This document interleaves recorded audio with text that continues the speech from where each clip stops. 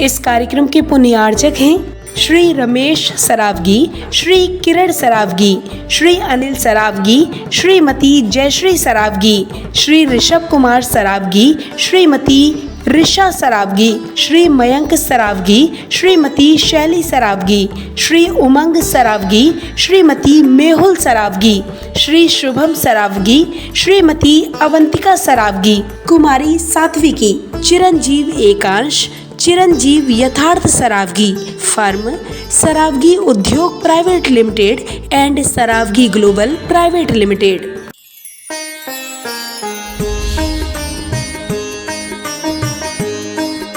देवादिदेवी 1008 आदिम तीर्थंकर श्री आदिनाथ भगवान की।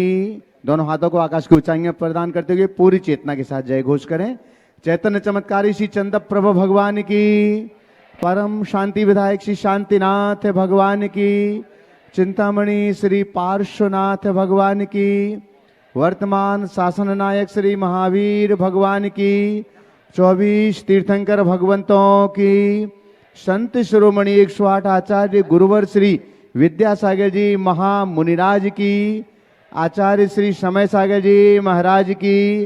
गुणायतन प्रणेता शंकर समाधान प्रवर्तक भावना योग जनक तरुणाई के प्रखर वक्ता पूज्य मुनिवर श्री प्रमाण सागर जी महाराज की। पूज्य मुनिवर श्री संधान सागर जी महाराज की। समस्त मुनि संघ की। आइएगा बंधुओं, सायंकालीन शंका समाधान के इस लोकप्रिय कार्यक्रम शंका समाधान को आप सभी लोग मध्य प्रदेश की राजधानी भोपाल स्थित आचार्य श्री विद्यासागर प्रबंध विज्ञान संस्थान तथा श्री विद्या प्रमाण गुरुकुलम के दिव्यतम परिसर से देख और सुन रहे हैं। आप सभी लोग जो लोग यहाँ पर उपस्थित हैं हार्दिक हार्दिक स्वागत एवं अभिनंदन करते हैं। साथ ही देश और दुनिया में अपने घरों पर बैठ कर के जो लोग Paras channel, Janvani channel, Adinath channel और प्रामाणिक ऐप के माध्यम से इस लोकप्रिय कार्यक्रम को देख रहे हैं, उन सभी सुधी श्रावकों का भी हार्दिक हार्दिक स्वागत एवं अभिनंदन है। शंका समाधान के इस दिव्य सत्र के लिए हम पूज्य श्री के पावन श्री चरणों में प्रार्थना करें। उसके पहले महाराज श्री का मंगल आशीर्वाद ग्रहण करते हैं। दोनों हाथों को जोड़िएगा। आपके लिए भी मंगल आशीर्वाद मिले और आपके माध्यम से देश और दुनिया में इस कार्यक्रम को देख रहे सभी सुधी श्रावकों के लिए भी मंगल आशीष की छांव प्राप्त हो। हे महाराज श्री नमोस्तु नमोस्तु नमोस्तु। इच्छामि इच्छामि इच्छामि। आइएगा बंधु, जैसे कि हम सभी के लिए विदित है, पूज्य श्री का मंगलमय चातुर्मास गुरुकुलम के इस दिव्यतम परिसर से चल रहा है और इस परिसर में आने वाले 4-5 दिनों के बाद पर्वराज पर्यूषण की पावन बेला में लगने वाले श्रावक संस्कार शिविर का आगाज प्रारंभ हो जाएगा। सभी शिविरार्थी लगभग अपनी तैयारियों में होंगे यहाँ पर पहुंचने के लिए। जो भी बाहर के शिविरार्थी हैं वे सभी भी, और जो भोपाल के स्थानीय शिविरार्थी हैं वे सभी भी इन सब तैयारियों में लगे हुए हैं। यहाँ भी तैयारियां पूर्ण हो चुकी हैं। भोपाल के जो शिविरार्थी हैं, हम जो घर बैठ करके इस कार्यक्रम को देख और सुन रहे हैं, हम उनसे अनुरोध करना चाहेंगे कि आप अपनी शिविर की सामग्री, किट और वस्त्र आदि को आप 26 तारीख को रविवार को आप यहाँ पर पहुँच करके गुरुकुलम के परिसर में पहुँच करके आप अवश्य ही प्राप्त कर लें, ताकि आपके लिए भी सुविधा हो सके और कार्यकर्ताओं के लिए भी सुविधा हो सके। बाहर से जो भी शिविरार्थी आएंगे 27 तारीख को उन सभी के लिए किट और वस्त्र वितरण की व्यवस्था होगी। आपके आवास के मैसेज 2 दिन में, 1 या 2 दिन में आपके पास पहुंचना प्रारंभ हो जाएंगे। आपको कहां पर रुकना है तो आप सीधे वहीं पर पहुंचेंगे। बंधु, कार्तिक मास के आस्थानिक महापर्व में होने वाले सिद्धों की आराधना में आज एक नाम विधान मंडल के लिए यहाँ पर आया हुआ है। मैं उनके नाम की घोषणा यहाँ से कर रहा हूँ। सीमा मनोज जी मोदी, मालवीय नगर, टीटी नगर से उन्होंने अपना एक मंडल सुनिश्चित किया है। तो जोरदार करतल ध्वनि से हम उनका सम्मान करें। और एक बार पुनः आप सबके लिए बतला दूं कि अगर आप सिद्धों की आराधना करना चाहते हैं तो आप भी अपना मंडल सुनिश्चित कर सकते हैं। जो लोग आवास और वाहन की सुविधा चाहते हैं उनके लिए 3,51,000 रुपए की राशि सुनिश्चित है, और जो लोग आवास और वाहन की सुविधा नहीं चाहते हैं उनके लिए 2,51,000 रुपए की राशि सुनिश्चित है। आप अपने मंडल ऑनलाइन भी बुक कर सकते हैं और यहाँ पर कार्यालय में भी आप अपने नामों की सूचना प्रदान कर सकते हैं। आइएगा, दोनों हाथों को जोड़ते हैं और सीधे सीधे चलते हैं पूज्यवर मुनि श्री संधान सागर जी के महाराज जी के पावन श्री चरणों में कोटि कोटि नमोस्तु निवेदित करते हुए सत्र को आगे बढ़ाने के लिए नमोस्तु नमोस्तु नमोस्तु। चलते हैं गुरु चरणों में। नमोस्तु निवेदित करते हुए आज का यह है इस पावन धरा पर सत्र चालू करें अपन शंका समाधान का। ऑनलाइन एक प्रश्न आया है पूज्य गुरु के चरणों में। नमोस्तु गुरुदेव, 10 लक्षण पर्व में के पावन अवसर आने वाला है, लोगों को किस प्रकार की तैयारियां शुरू करनी चाहिए? देखो, 10 लक्षण हैं हमारे जीवन के सबसे पवित्रतम दिनों में से एक। आप लोगों ने 10 लक्षण की बाहरी तैयारियां तो खूब कर ली होगी। जिनको शिविरों में जाना है उनने शिविरों में अपना रजिस्ट्रेशन करा लिया होगा। 10 दिन के खान पान की शुद्धि के लिए आपने अपनी पूरी तैयारी कर ली होगी। एकासन और उपवास आदि तपाराधना की भी आपने मानसिक तैयारी कर ली होगी। लेकिन ये सब ऊपरी तैयारियां हैं। असली तैयारी क्या है? 10 लक्षण को एक पर्व के रूप में न मनाए, 10 लक्षण को अपने जीवन के रूपांतरण का शिविर बनाए। इसे इस रूप में बनाए जो हमारे अंदर एक परिवर्तन घटित करे। इस साल 10 लक्षण ऐसा मनाओ जो जीवन का लक्षण बदल दे, जीवन में विलक्षणता घटित कर दे, तो 10 लक्षण की सार्थकता है। हम लोग पूजा पाठ आराधना करते हैं, इससे धर्म की प्रभावना दिखती है, लेकिन ये प्रभावना मात्र क्रियात्मक न रहे, इसका दीर्घकालिक प्रभाव दिखना चाहिए। हमारे अंदर भावनात्मक रूपांतरण घटित होना चाहिए। यदि ये सब कुछ घट जाता है तो जीवन में एक बहुत बड़ा परिवर्तन होगा और हम अपने जीवन को एक रचनात्मक उपलब्धि दे सकेंगे। तो आप लोगों ने मुझसे पूछा है कि 10 लक्षण की क्या तैयारी है। अभी से भावधारा बनाएं कि ये 10 दिन मैं अपनी आत्मा से केंद्रित होकर के बिताऊंगा। 10 दिन बाहरी दुनियादारी से अपने आप को यथासंभव दूर रखूंगा। लोग अपनी भूमिका के अनुसार, जो लोग ऐसा सोच सकते हैं कि 10 दिन व्यापार व्यवसाय और दुनियादारी से मुक्त होकर मैं विशुद्ध धर्म की आराधना करूं, तो वो शिविरों के माध्यम से, अथवा जो शिविरों में जाने की अनुकूलता नहीं रख सकते, वे अपने अपने गांव शहर में सुबह से सोने तक का पूरा दिन धर्म के लिए समर्पित कर दे। ये मन बनाए। अपने जीवन को जितना अधिक संयम और साधना से जोड़ सके वो जोड़े। अपने जीवन में जितनी उत्कृष्ट आराधना कर सके वो करे। पर इन सब के साथ एक जो मूल बात है उसे हमेशा अपने हृदय में अंकित रखे। वह बात है अपने भावों की विशुद्धि, चित्त की निर्मलता और जीवन का रूपांतरण। इसे भाव विशुद्धि के साथ जोड़ेंगे। मैं मानता हूँ इस बार का 10 लक्षण अब तक के 10 लक्षणों से विलक्षण होगा। वंदना जी जैन अवधपुरी प्रत्यक्ष रूप से उपस्थित है, वे अपना प्रश्न करें और उसके बाद में तैयार रहेंगे। सारव जी पंचवाटकर कक्षा 6 के छात्र अमरावती से अपने बीच में। पूज्य गुरुदेव के श्री चरणों में मेरे और मेरे परिवार की तरफ से बारंबार नमोस्तु एवं सभी चुल्लक महाराज जी को इच्छामि। गुरुदेव, मेरा प्रश्न ये है कि त्रियंच प्राणी कब, कैसे और किन कारणों से सम्यक दर्शन प्राप्त कर सकते हैं? देखो, त्रियंच प्राणी में भी पूर्ण ज्ञान है, वो संगी पंचेंद्री होता है, उसके अंदर समझ है। शास्त्रों के अनुसार जितने निमित्त मनुष्यों के लिए बताएं वे सारे निमित्त त्रियंचों के लिए बताएं। जिन बिंब दर्शन, धर्म श्रवण और जाति स्मरण, ये 3 कारण मनुष्यों में सम्यक दर्शन के हैं, तो ये 3 कारण त्रियंचों में भी है। तो त्रियंच जिनबिंब बहुत व्यापक शब्द है। भगवान की मुद्रा का दर्शन, मुनियों के दर्शन से भी उन्हें सम्यक दर्शन हो सकता। शास्त्रों के श्रवण से उपदेश देकर के उनकी आत्मा उद्बोधित होती है और वे पूर्व भाव के जन्म की स्मृतियों से भी सम्यक दर्शन को प्राप्त कर लेते हैं। तो ये चीज़ें हैं, इसलिए हम उन्हें कभी हल्के में न ले। क्या पता आज देखने में जो है वो त्रियंच हो, लेकिन उसका पूरा जीवन बदल जाए। और हम तो देखते हैं 24 तीर्थंकरों में 2 तीर्थंकर पशु पर्याय में बदले। हमने बहुत पहले एक मंदिर में एक दोहा पढ़ा था, सुलझे पशु उपदेश सुन, सुलझे क्यों न पुमान। सुलझे पशु उपदेश सुन, सुलझे क्यों न पुमान। नाहरते भय वीर जीन, गज पारस भगवान। हाथी, शेर से भगवान महावीर बने और हाथी से पारसनाथ बने। ये पशु पर्याय के परिवर्तन की कथा है।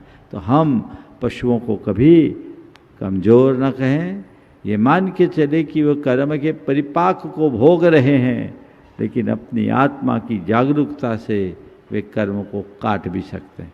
नमोस्तु गुरुदेव, नमोस्तु नमोस्तु। सारव जी पंचवाटकर गुरुकुल के छात्र हैं अमरावती से, वे अपना प्रश्न करें और उसके बाद में तैयार रहेंगे कृतार्थ जैन विद्या प्रमाण गुरुकुलम। नमोस्तु महाराज जी, शुल्लक जी को इच्छामि। महाराज जी, मेरा प्रश्न यह है कि नमोकार मंत्र कैसे और कहाँ से पढ़ा जाता है? नमोकार मंत्र नमो अरिहंतानम से पढ़ा जाता है। पढ़ा जाता है ये पूछ रहे हो ना? हाँ, कहाँ से पढ़ा जाता है और कैसे पढ़ा जाता है? नमो अरिहंतानम से पढ़ो, समझ गए? और ये आर्या छंद है, 5 पद है, 58 मात्रा है, 35 अक्षर है। इसको पूरी शुद्धि से भाव सहित पढ़ना चाहिए। ठीक है, चलो। नमोस्तु। कृतार्थ जी जैन विद्या प्रमाण गुरुकुल। अभी नमोस्तु गुरुदेव, मेरा प्रश्न यह है, अपने जीवन में से द्वेष को दूर कैसे करें और प्रेम भाव कैसे लाएं? बहुत अच्छा सवाल किया। द्वेष समझते हो? द्वेष कहते किसको, थोड़ा बताओ। महाराज जी पता नहीं, आप बता दीजिए। अरे तो सवाल कहाँ से आया तेरे पास? तेरे को द्वेष ही पता नहीं तो दूर कैसे करेगा? ये सवाल किसने दिया तुम्हें, पहले ये बताओ। महाराज जी बुक में देखा था, बुक पढ़ रहा था। तो द्वेष का मतलब समझते हो? द्वेष का मतलब है किसी के प्रति खोटा भाव रखना, किसी से बैर रखना, किसी से मनमुटाव रखना, समझ गए? किसी के बारे में बुरा सोचना, किसी के प्रति गांठ बना के रखना, समझ गए? ये सब क्या कहलाता है? द्वेष। ये महापाप है, हमारे पतन का कारण है। ऐसे पापपूर्ण प्रवृत्ति वाला जीव अपना पतन करता है। इसको मिटाने के लिए क्षमा भाव ला, मन में क्षमा और सरलता का भाव आएगा, किसी के प्रति द्वेष नहीं होगा। कोई अगर हमारे साथ बुरा करता भी है तो हमारा धर्म बुरा करने वाले को बुरा के बदले बुरा नहीं, बुरा के बदले क्षमा। ये बात हमें ध्यान में रखना है। तो बुरा के बदले क्षमा का भाव रखोगे, द्वेष मिटेगा, प्रेम बढ़ेगा। चलो। सिद्धांत जैन आचार्य विद्यासागर प्रमाणित पाठशाला के छात्रों के साथ में सभी बालक एक साथ हो जाएं और एक प्रश्न पूछेंगे, उसके बाद में तैयार रहेंगी अनीसा जी जैन, सुपुत्री जेके जैन ज्वाइंट कमिश्नर और गीता जी जैन। मेरी व पूरे पाठशाला के बच्चों की तरफ से दोनों महाराज जियों को नमोस्तु नमोस्तु नमोस्तु। शुल्लक जी के चरणों में इक्षामि इक्षामि इक्षामि। महाराज जी, हमारा प्रश्न ये है कि क्या मनुष्यों के अतिरिक्त पशु पक्षियों को भी कर्म करने की स्वतंत्रता है? क्या इन्हें भी पुण्य पाप लगता है? देखो, मनुष्यों में और पशु पक्षियों में थोड़ा अंतर है। मनुष्य जिस तरह से कर्म करता है और कर्म को काटने की क्षमता रखता है, वो सुविधा पशु पक्षियों में नहीं। लेकिन फिर भी पशु पक्षी पाप करके अपनी अपनी भूमिका तक नरकों में भी जा सकते हैं और 7वें नरक तक मत्स्य जा सकता है, 6ठे नरक तक सिंह जा सकता है। मैं पूरा डिटेल नहीं बता रहा हूँ। और कर्म काट के धर्म करके 16वें स्वर तक जा सकते।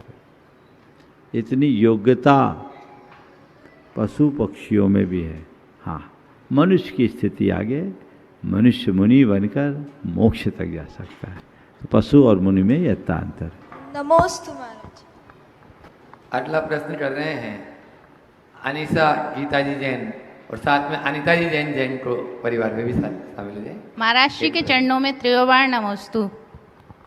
महाराज जी, जब नकारात्मक विचार करने लगे हमें प्रभावित, तब मन की गंगोत्री से प्रेम गंगा कैसे करें प्रवाहित? क्या भावना योग के माध्यम से इसका उपाय किया जा सकता है? जब नकारात्मक विचार करने लगे प्रवाहित, तो हम अपने अंतर में प्रेम की गंगा को कैसे करे प्रवाहित? आपने पूछा है क्या भावना योग से ऐसा किया जा सकता है? मैं कहता हूं भावना योग से ही ऐसा किया जा सकता है। भावना योग है क्या? नकारात्मकता को सकारात्मकता में बदलने की प्रक्रिया का नाम ही तो भावना योग है ना? आज के समय में हम लोग देखते हैं कि आजकल नालियों के गंदे पानी को भी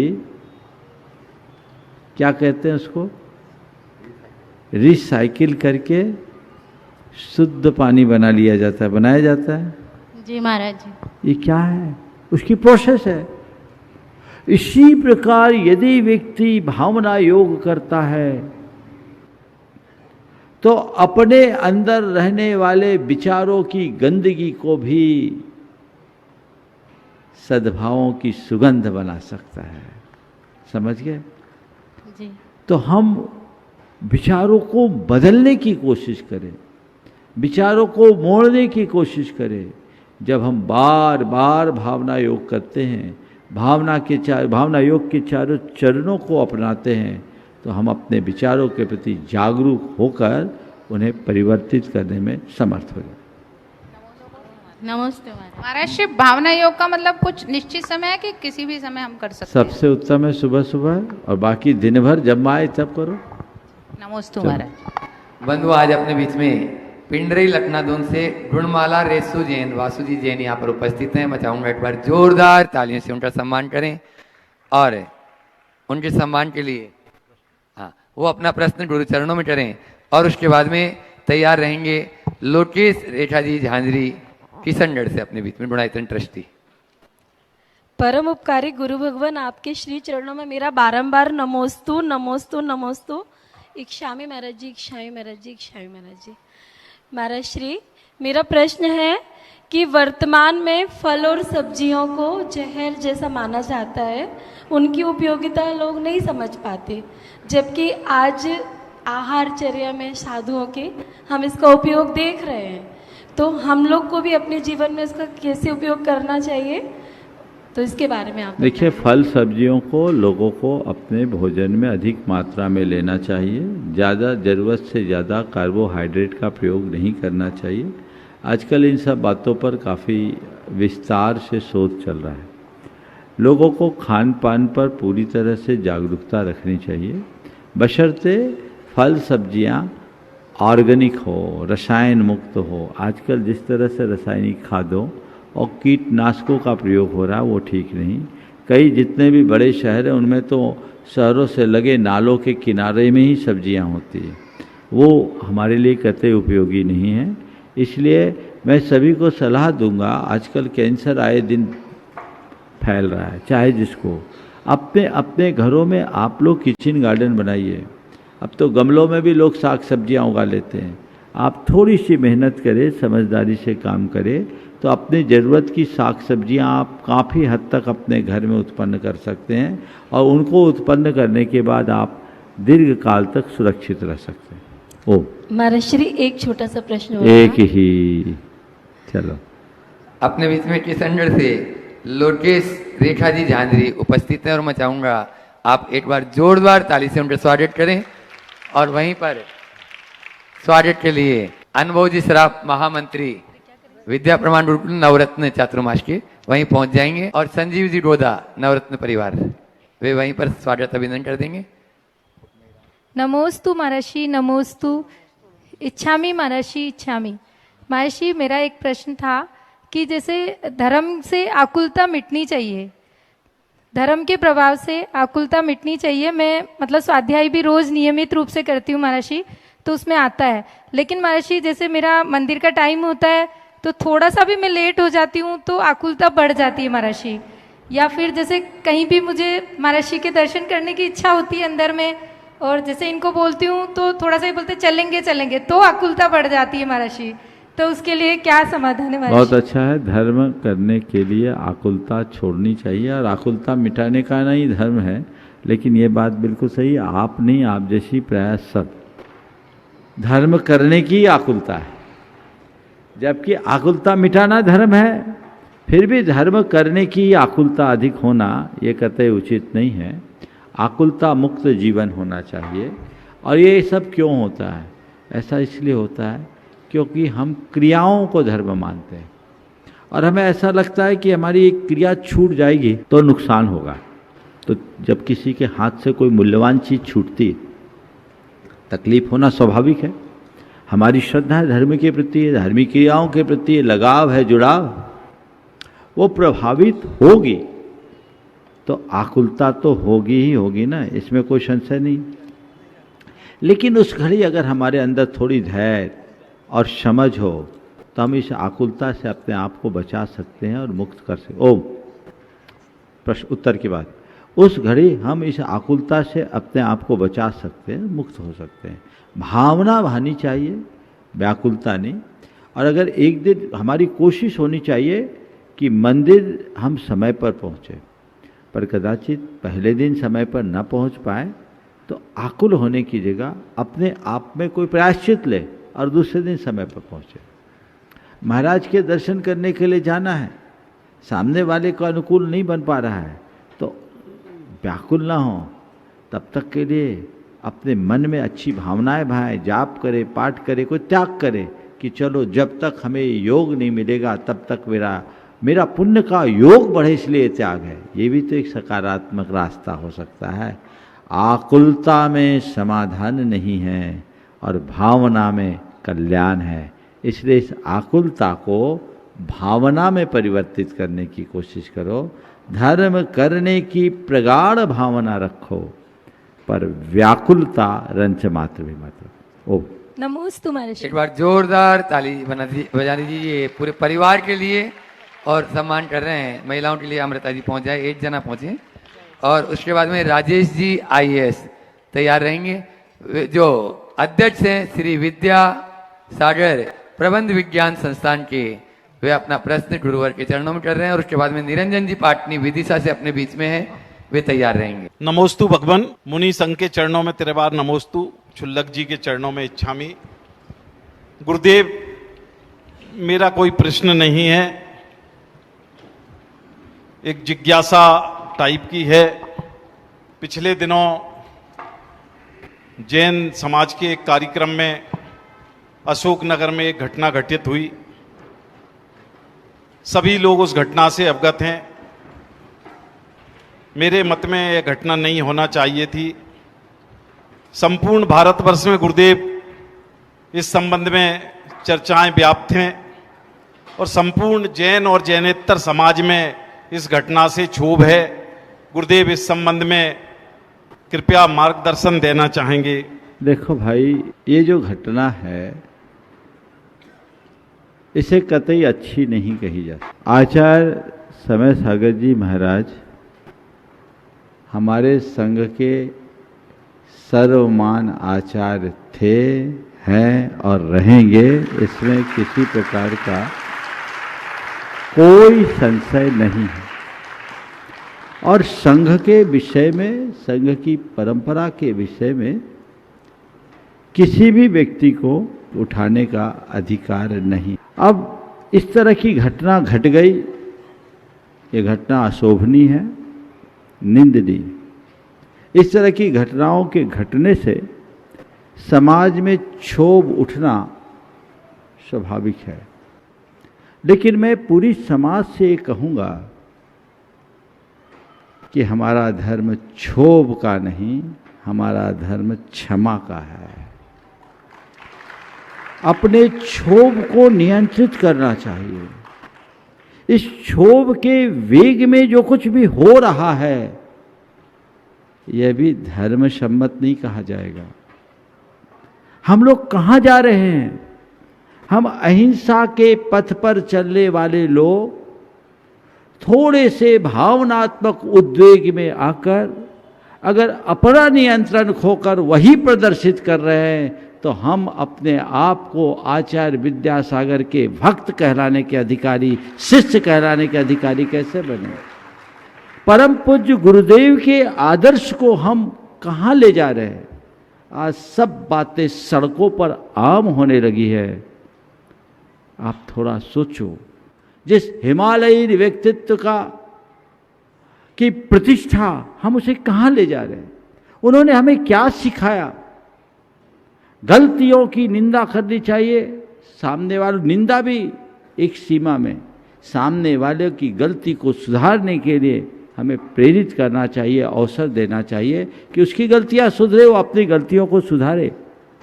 उसको चाहिए कि वो अपनी गलती को केवल क्षमा मांग कर न सुधारे, उसका प्रायश्चित ले और अपना भाव सुधारे, जो भी व्यक्ति संबंधित है।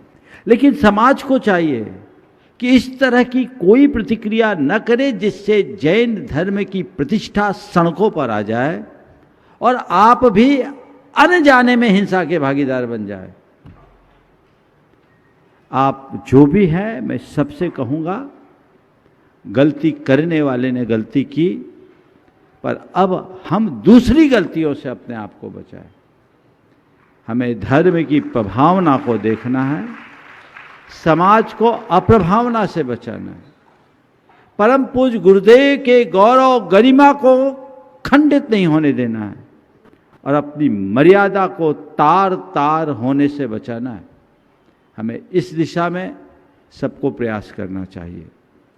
इस तरह की घटनाओं की पुनरावृत्ति ना हो, मैं ये भी सुनिश्चित करना चाहिए। मुझसे कई बार लोगों ने कहा बीच में, महाराज आप कुछ बोल नहीं रहे। मैं तो बोलना भी नहीं चाहता था। मुझसे किसी ने कहा तो मैंने मजाक में कहा, भैया मैं क्या बोलूं, मैं तो पहली क्लास वाला हूं,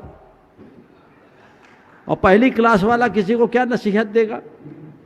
लेकिन फिर भी जो वर्तमान की दशा दिख रही है उससे मन बड़ा व्यथित होता है। एक विकल्प है कि हम जा कहाँ रहे, हमारी परंपरा क्या है, हमारी गरिमा क्या है, हमें उसे ठीक करना चाहिए। मैं सभी भक्तों को कहूँगा, भावना में बहकर, भावना के उद्वेग में आकर हम अपनी मर्यादा का उल्लंघन न करें। हम अपनी घर की बात को घर के भीतर समझाने सुलटाने की बात करें, सड़कों पर मर्यादा का चीर हरण न करें। यह हमारा प्रयास होना चाहिए। मुझे उम्मीद है सभी लोग इन बातों पर गंभीरता से विचार करेंगे।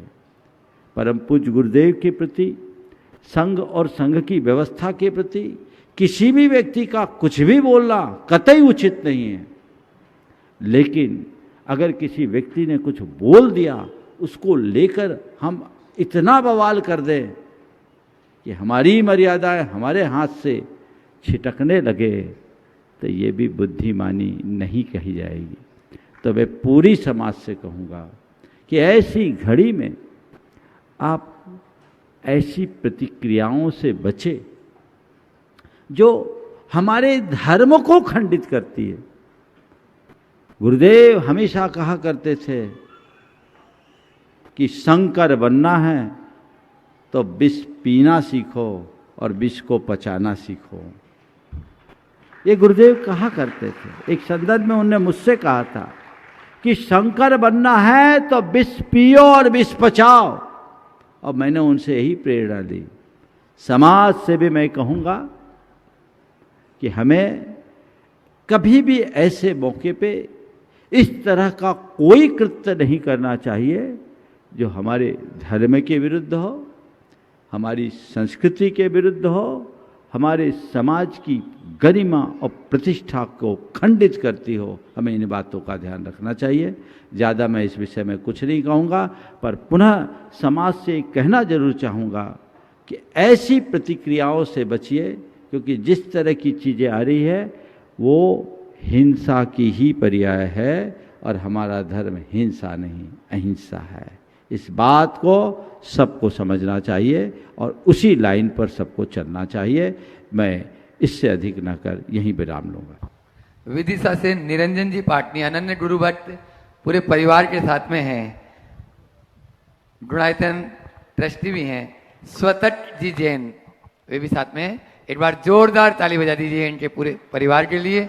अपना प्रश्न गुरु चरणों में कर रहे हैं और अपने बीच में फिर दिल्ली से बाहुबली इनक्लेव से धन्य कुमार जी जैन, डीके जैन साहब तैयार रहेंगे।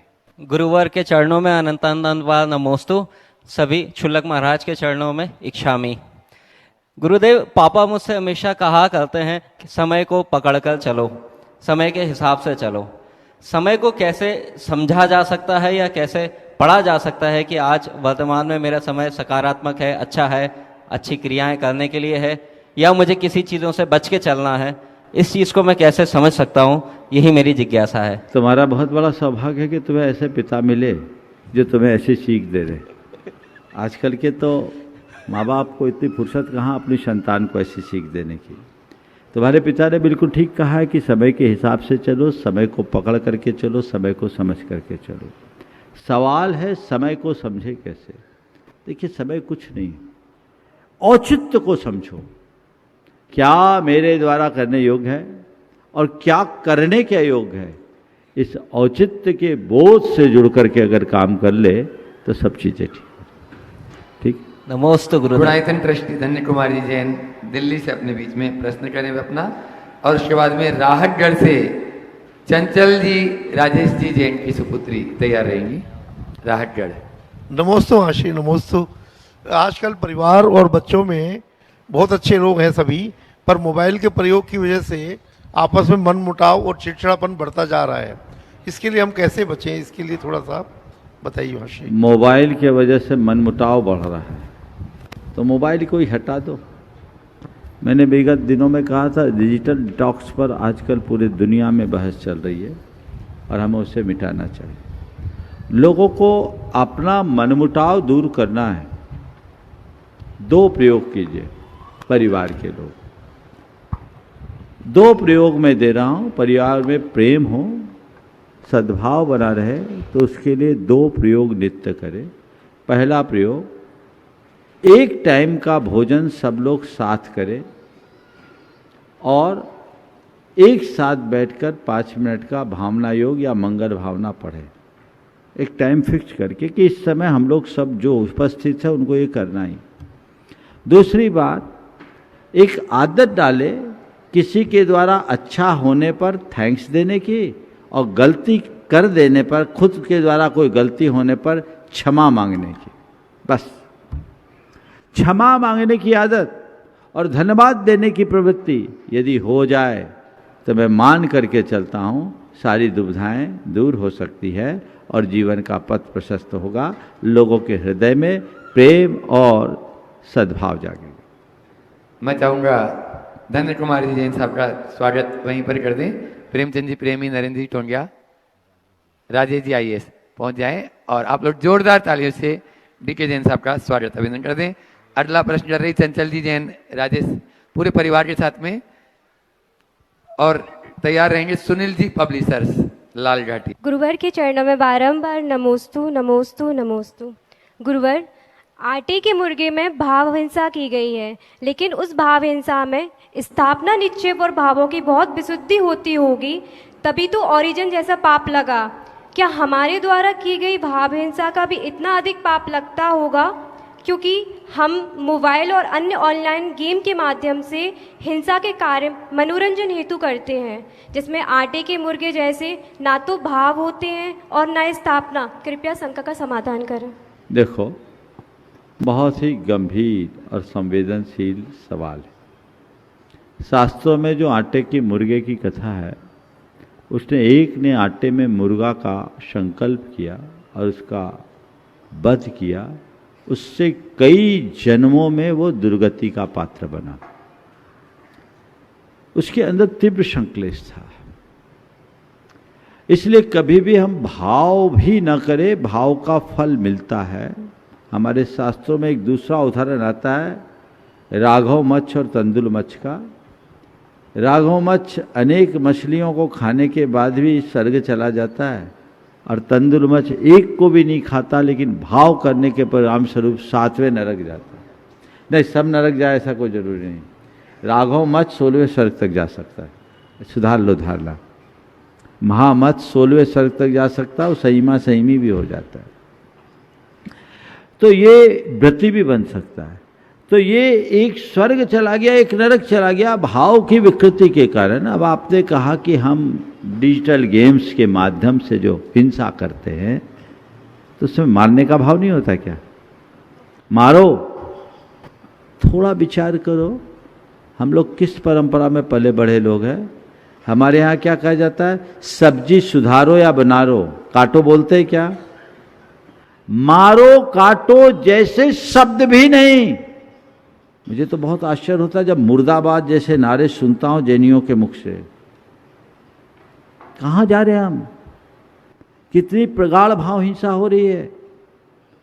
थोड़ा विवेक रखो। भावना के अतिरेक में ऐसा कोई कर्म मत करो जिससे तुम्हारा पतन होता हो। इस बात को बहुत गहराई से समझना चाहिए। इसलिए ऐसे खेल और ऐसी प्रवृत्तियों अपने आप को दूर रखो जो हिंसा का कारण बनता है। कुछ पल का मनोरंजन अनेक भाव के दुखों का कारण बनेगा। हमारे द्वारा बांधे गए कर्म केवल हमें भुगतना पड़ता है, इस बात को हम कभी विस्मृत न करें। नमोस्तु। सुनील जी पब्लिशर लाल जाटी वे अपना प्रश्न जो है, और विमल जी रारा पत्नी अपने बीच में यहाँ पर उपस्थित हैं, वे तैयार रहेंगे पटना से। महाराज श्री के चरणों में त्रिबार नमोस्तु। श्री विद्या प्रमाण गुरुकुलम के जनक, गुणायतन के प्रणेता और मम आराध्य महाराज श्री, काबिल आदमी बहुत होते हैं, काबिल आदमी बहुत होते हैं, ना वो किसी से दबते हैं ना किसी को दबाते हैं। फर्क इतना है वो कीचड़ में पत्थर नहीं मारते महाराज। कीचड़ में पत्थर नहीं मारते हैं। महाराज श्री प्रश्न ये है, धार्मिक आयोजन होता है या किसी संस्था का आयोजन होता है, इसमें काम करने वाले होते हैं, नाम करने वाले होते हैं, दाम करने वाले होते हैं, कोई इनाम वाले होते हैं। नाम वाला अपना नाम लेके चला जाता है, दाम वाला अपना दाम लेके चला जाता है, इनाम वाला इनाम लेके चला जाता है। पर जो काम वाला आदमी होता है वो उपेक्षा का शिकार हो जाता है, या तीनों व्यक्ति उसकी उपेक्षा नहीं होने दें। तो महाराज काम वाले हमेशा जुड़े रहें, भाई यही प्रश्न है मेरा महाराज। बहुत अच्छा सवाल है। काबिल आदमी ना दबता है ना दबाता है, और फर्क इतना है कि कीचड़ में पत्थर नहीं मारता। हाँ, और आपने कहा कि समाज में काम वाले, नाम वाले, दाम वाले, इनाम वाले सब होते हैं। तीन तो अपना काम करके चले जाते हैं, काम वाले को उपेक्षा का शिकार होने होता है। मैं इसे संशोधित करना चाहता हूँ। दाम वाले का काम अल्प समय का है, इनाम वाले का काम भी अल्प समय का है, नाम वाले का काम भी अल्प समय वाले। काम वालों का काम पूरे जीवन का है, इसलिए काम वाला बना रहता है, बाकी सब चले जाते हैं। इससे वो अपनी उपेक्षा क्यों मानते? इसे वे उपेक्षा न माने, इसे अपनी उपयोगिता माने कि मैं काम का हूं, बाकी सब बेकाम के। चाहे नाम हो या दाम या इनाम, वो अल्प समय का है, टेम्परेरी, परमानेंट हम है। और काम वाला नहीं होगा तो नाम किसका, फिर दाम कहां और इनाम कहां? इसलिए यदि कोई काम वाले हैं तो वो अपने आप को काम वाला मत बोले, वो समझे हम काम के हैं। क्या है? काम वाले नहीं है। अनुभव, हम काम के हैं, समझ गए ना? इसलिए कभी सोचना नहीं, हम काम के हैं। और जब तक ये काम के लोग हैं ना, तभी बाकी तीन हैं। इसलिए इन तीनों को आभारी होना चाहिए कि ये नींव है जिसके ऊपर मेरी महल खड़ी है, इमारत खड़ी है। ये हट जाए कोई नहीं बचेगा। और मैं इस संदर्भ में इतना जरूर कहूँगा कि काम के लोगों को हमेशा प्रोत्साहन देना चाहिए, और काम के लोगों को अपने काम को ही अपनी पूजा मानकर चलना चाहिए, जिससे जीवन प्रशस्त हो। नमोस्तु महाराज। बधो, अब मैं उनको बुला रहा हूं जो जैन समाज के गौरव हैं, जिन्हें भारत सरकार द्वारा, राष्ट्रपति द्वारा पद्मश्री पुरस्कार से सम्मानित नवाजा गया है। जोरदार ताली विमल जी रारा सपत्नीक पटना से अपने बीच में यहाँ पर उपस्थित हैं।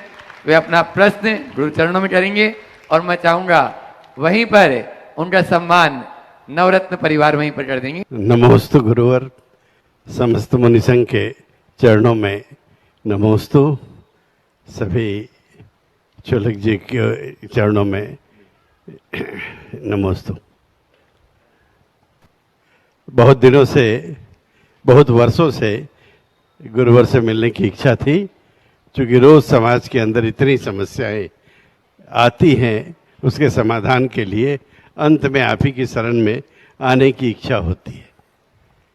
एक बहुत ही पूरे देश भर के लिए एक बड़ा प्रश्न है, वो ये कि विकास का पैमाना, देश के विकास का पैमाना आर्थिक समृद्धि जीडीपी मानी जाती है। जिस देश की जीडीपी जितनी ज़्यादा होगी वो देश उतना समृद्ध माना जाता है।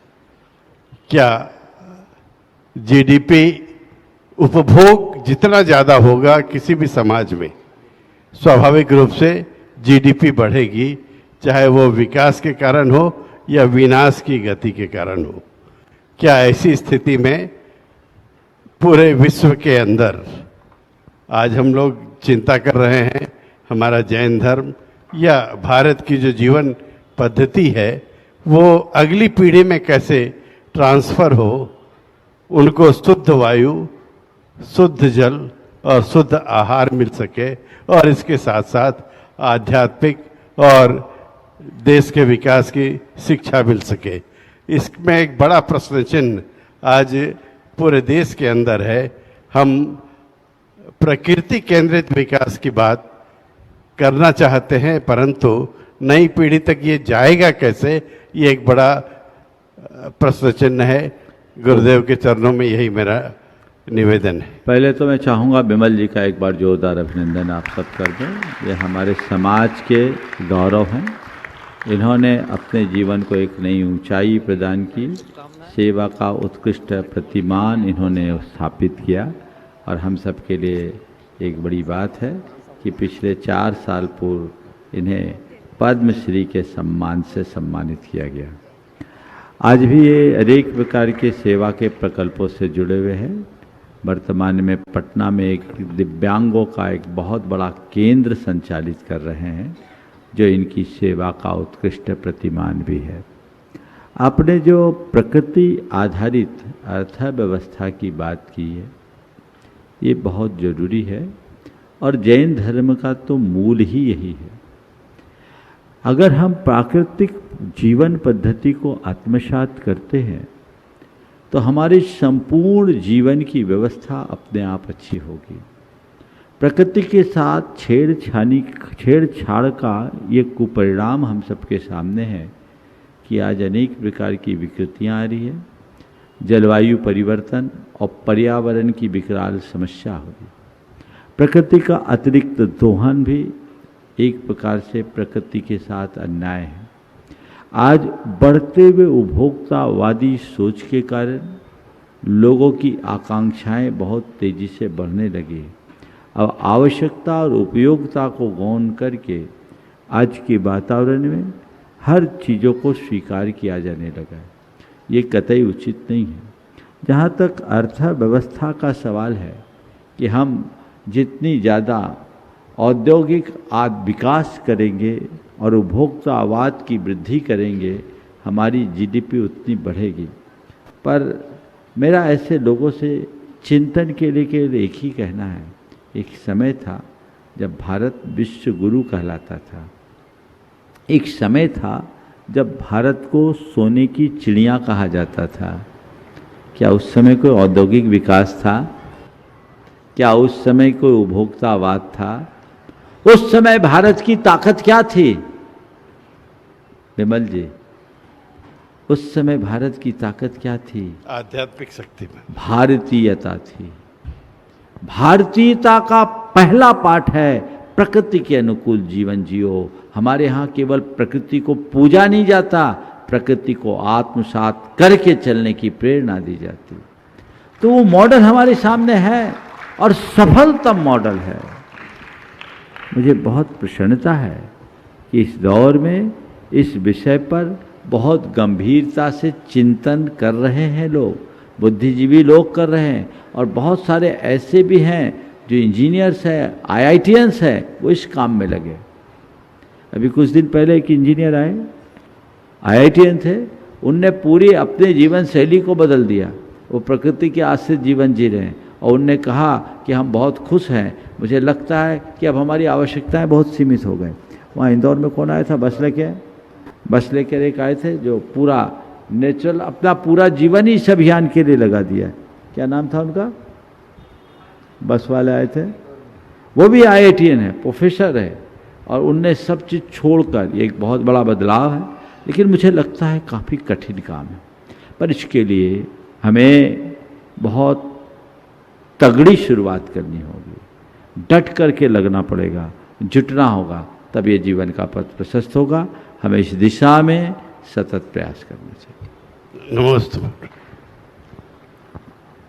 अपने बीच में एडवोकेट अभिराज जी जैन नगर से, वे अपना प्रश्न करेंगे और उसके बाद में तैयार रहेंगे सुरेंद्र जी पांड्या इंदौर। हाँ, अभिराज जी के साथ में पूरी नवरत्न परिवार भी यहाँ पर उपस्थित जितने हैं, अनुभव जी सराफ, संदीप जी। नमोस्तु महाराज श्री। पूज्य मुनि श्री के चरणों में बारंबार नमोस्तु। विराजमान क्षुल्लक मुनि श्री के चरणों में बारंबार नमोस्तु। महाराज श्री, हमारा जो मन है ये बड़ा ही विचित्र है। जिस परिस्थिति में हम जाते हैं उसी के अनुसार अपना काम करने लगता है। मैं अपने प्रोफेशन में जब जाता हूं तो मुझे सिर्फ उस काम को दिखाई देता है कि वो काम मुझे करना है, वकालत के रूप में करना है। जब मैं मंदिर जाता हूं तो मंदिर की परिस्थितियां सामने आती हैं। कई बार प्रोफेशन में कुछ गलतियां हो जाती हैं जो धर्म के अनुकूल नहीं है। तो महाराज श्री ऐसा क्या करें कि हमेशा अपना मन और अपनी आत्मा इस कार्य के प्रति लगी रहे कि हम जहाँ अनुकूल हैं, मतलब सारी परिस्थितियाँ हर समय अनुकूल ही बनी रहें। नमोस्तु महाराज श्री। देखो, परिस्थितियाँ हर पल अनुकूल बनी रहे ये किसी के हाथ में नहीं है, पर मेरी परिणति को मैं अनुकूल बनाए रखूँ ये मेरे हाथ में। समझ गए? पहली सलाह तो मैं ये दूंगा कि जिस समय आप अपने प्रोफेशन से संबंधित काम कर रहे हो उस समय प्रोफेशन के काम करो, और जिस समय धर्म का काम कर रहे हो उस समय धर्ममय बनो। धर्म करते समय वकालत नहीं आनी चाहिए, और वकालत के समय धर्म नहीं आना चाहिए। वकालत के समय वकालत का धर्म, और धर्म के समय धर्म का धर्म। अगर मनुष्य थोड़ा अभ्यास कर ले तो चीज़ों में ये संतुलन बन सकता है। भावना योग इसका बड़ा सबल निमित्त है। अगर व्यक्ति ठीक रीति से करे तो ये कार्य हो सकता है। नमोस्तु अनुभव, नमोस्तु। अनुभव पूछना दे दो। गुरुदेव, पूरे गुरुकुलम परिवार की तरफ से नमोस्तु वंदन। गुरुदेव, पूरे बच्चे आज आपके सामने समक्ष बैठे हैं गुरुजी, और सब बच्चों का खूब मन है गुरुजी आपसे निरंतर आशीर्वाद मिलता रहता है। इन बच्चों के गुरुजी एक बात आपके समक्ष रखना चाहता हूँ गुरुजी, ये सब बच्चे निरंतर मंदिर की ओर अग्रसर हैं और रोज पूजा प्रक्षाल करना चाहते हैं, मगर कुछ बच्चों का क्वेश्चन ये आ रहा है मन में, कुछ बीमार हैं गुरुदेव, और कुछ को ऐसा लगता है कि मेरी थोड़ी सी तबीयत खराब है, कुछ गलत भी बोल देते हैं। उस स्थिति में गुरुजी हम चूंकि इनको पालक के रूप में अपने आप को रखते हैं, उस समय हम इनके साथ क्या व्यवहार रखें गुरुजी? कुछ मुझे समझ में आता है कि बच्चे यहाँ पर कहीं अच्छे से व्यवस्थित नहीं, वो बोलते हैं कि भैया आज नहीं जाना, तो उस समय आप उनको आशीर्वाद दें गुरुजी। कैसे आशीर्वाद है, अलग से बताना इसके बारे में, आगे बोलो। हाँ, सुरेंद्र जी पांड्या इंदौर, वे अपना प्रश्न गुरु चरणों में कर रहे हैं, और उसके बाद विपिन जी जैन MPT तैयार रहेंगे। नमोस्तु महाराज श्री। नमोस्तु इच्छा में अलग जी। मेरा प्रश्न यह है महाराज श्री कि वर्तमान में जो देखने में आ रहा है कि जगह जगह त्रिकाल चौबीसी का निर्माण हो रहा है। हम यहाँ पर भी दर्शन करने जाते हैं, वर्तमान चौबीसी के साथ अर्घ भी लिखे रहते हैं, उनके चिन्ह भी होते हैं, पर भूतकाल और भविष्यकाल की चौबीसी के साथ ये देखने में नहीं आता कि उनके क्या चिन्ह या क्या होंगे। तो इसमें जब उनके दर्शन कर रहे हों तो क्या अर्घ हमको बोलना चाहिए जिससे कि हम अर्घ अर्पित कर सकें? हर भगवान का नाम उन वेदियों में लिखा रहता, उनको देख के उसको अर्घ चढ़ा दो। उनके चिन्ह तो होंगे, लेकिन आज उपदेश नष्ट हो गया इसलिए उनका उल्लेख नहीं। चलिए, विपिन जी जैन MPT अपना प्रश्न करें, पहले से खड़े हो जाएं ताकि माइक वहां तक पहुंच जाए। आध्यात्मिक चिकित्सक भावना योग विशेषज्ञ के पावन चरणों में बारंबार नमोस्तु। समस्त मुनि संघ के पावन चरणों में बारंबार नमन। महाराज श्री, पैसा यानी अमीरी, अमीरी पैसा भाग्य से प्राप्त होता है या पुण्य कर्म से या हमारी सोच से? पैसा अमीरी भाग्य से, पुण्य कर्म से या हमारी सोच से? मैं तुमसे ही पूछता हूँ, तुम्हारी धारणा में क्या है? महाराज श्री, कुछ दिनों से सोशल मीडिया पे बहुत सारे वीडियो वायरल होते हैं जिसमें ये बताया जाता है कि रिच माइंडसेट और पुअर माइंडसेट, हमारी सोच से पैसा मिलता है। और लॉ ऑफ अट्रैक्शन वाले भी इस बात पे बात करते हैं कि अगर हम भावना भाएंगे कि मैं अमीर हूँ या मेरे पास धन है। पहले तो मैं इस बात को बहुत अच्छे से स्पष्ट करना चाहूँगा, अमीरी और गरीबी का संबंध है सीधे तौर पर पुण्य और पाप से नहीं। अर्थात ये धारणा कतई उचित नहीं है कि जिसके पास पैसा है वो पुण्य वाला है और जिसके पास पैसे का अभाव है वो पुण्यहीन है। क्यों?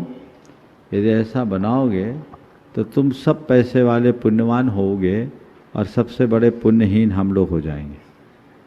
मानने को राजी हो क्या? नहीं। बोलो, मानोगे? हमारे पास पैसा है क्या? तुमने पुण्यवान होने का प्रतिमान बनाया पैसे को, तो हमारे पास तो पैसा नहीं है तो पुण्य कहाँ है ना? अब बोलो क्या मानोगे, पुण्यवान या पुण्यहीन? महाराज श्री, ये प्राय हम सुनते हैं और अरे हम तो जो सवाल कर रहे हो बोलो, हमको क्या मानोगे? आप तो पुण्यवान हैं महाराज श्री। पैसा तो नहीं है, फिर क्या हुआ? पर महाराज सबके पास पैसा क्यों नहीं आता, ये भी सवाल है जी। ध्यान रखो, पैसा पुण्य से नहीं आता। पुण्य केवल अनुकूल संयोग देता है। अनुकूल संयोग को पाकर जब आप व्यापार धंधा करते हो अच्छी सोच के साथ, तो पैसा आता है। कायदे से बोलूं, शुद्ध भाषा में तो पाप करते हो तो पैसा आता है। बोलो, दुकान में बैठे बैठे पुण्य करते हो कि पाप? पाप। तो उससे ना पैसा आया जी। माला जपने से पैसा नहीं आएगा। तो महाराज पुण्य करना बंद कर दें।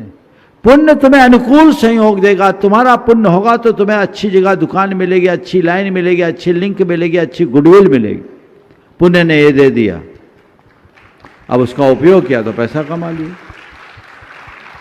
पुण्य मेरे पास भी था, पुण्य तुम्हारे पास भी था। तुमने पुण्य दुकानदारी में लगा दिया, हमने पुण्य दुनियादारी से पार उठने में लगा दिया। अगर हमने अपने पुण्य को तुम्हारी तरह लगाया होता तो आज हो सकता किसी कंपनी का डायरेक्टर होता। लेकिन आज हमारे पुण्य को हमने ऐसी जगह लगाया जो हमें पंच परमेष्टि में स्थान मिल गया। तो ये पुण्य पाप का संबंध भीतर का है, ये केवल हमें अनुकूल संयोग देते हैं और संयोग से हम आगे बढ़ते हैं। अच्छी सोच भी जब तक मनुष्य का पुण्य नहीं होता तब तक नहीं बढ़ती। यहीं पर विराम।